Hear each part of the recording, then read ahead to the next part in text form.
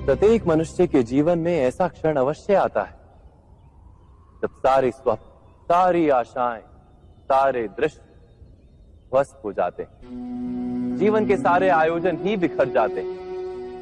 एक और धर्म होता है और दूसरी ओर सुख। इसी को धर्म संकट कहते हैं। जब धर्म का वहन ही संकट हो और धर्म का त्याग ही सुख हो।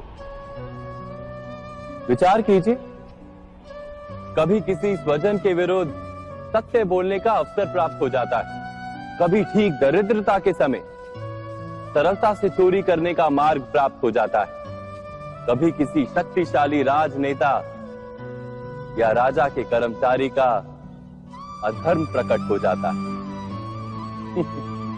सबके जीवन में ऐसी घटना बनती ही रहती है।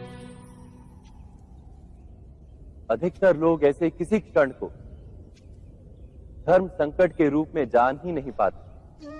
हमें किसी प्रकार के संघर्ष का अनुभव ही नहीं होता। सहजता से सुख की ओर खींचे चले जाते हैं, जैसे मक्खी गुड़ की ओर खींची चली जाती। वास्तव में धर्म संकट का क्षण ईश्वर के निकट जाने का क्षण होता है। यदि हम संघर्षों से भयभीत ना हो, सुख की ओर आकर्षित ना हो, अपने धर्म पर दृढ़ रहे,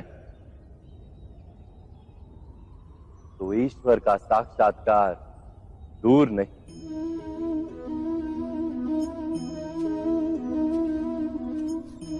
पवन से युद्ध करने वाला पत्ता यदि पेड़ से गिरता है तो भी आकाश की ओर उठता है। पवन से झुकने वाली घास वहीं भूमि पर रह जाती है। अर्थात धर्म संकट से यदि हम संकट को ही टाल दें तो सुख तो मिलता है, जीवन बढ़ता है, किंतु क्या चरित्र नहीं टूटता? क्या आत्मा दरिद्र नहीं हो जाती? क्या ईश्वर से अंतर नहीं हो जाता?